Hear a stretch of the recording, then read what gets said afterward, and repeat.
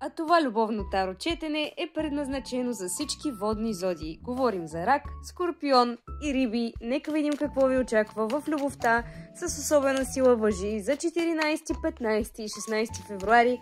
Нека видим, скъпи водни зодии, какво ви предстои. Предстои ви едно израстване и също така надграждане на вашите взаимоотношения с любим човек. За лично любовно таро четене може да ми пишете на лично съобщение тук, в Instagram Булша Таро или Facebook Булша Таро.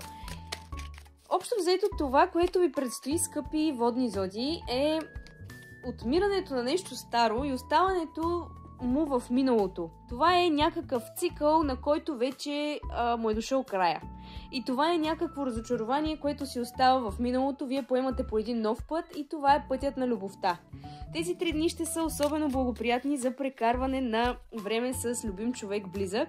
Въпреки вашите колебания, дали човекът срещу вас е искрен, то се дава едни много приятни, хубави мигове с човек до вас. Ако все още не сте срещнали човека, то се дава като благоприятен период да направите някаква саможертва, вече е крайно време, и да се борите за неговото или нейното сърце.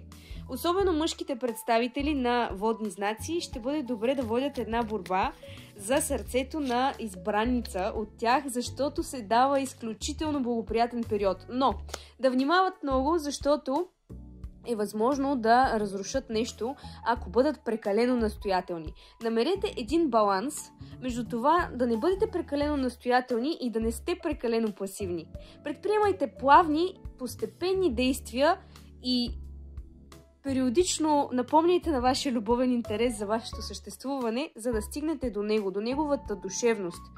Това говорим за хора, които не са в сериозни взаимоотношения. Хора, които все още не са открили човека до себе си, не са убедени дали любовният им интерес е подходящия за тях. Не изпадайте в меланхолични състояния, това е съветът на Таро. Възможно е тези дни да не постигнете най-възвишените цели в любовта, но пък със сигурност ви се дават едни доста положителни емоции, така че пожелавам ви успех. За лично любовно четене може да ми пишете на лично съобщение за цени и условия.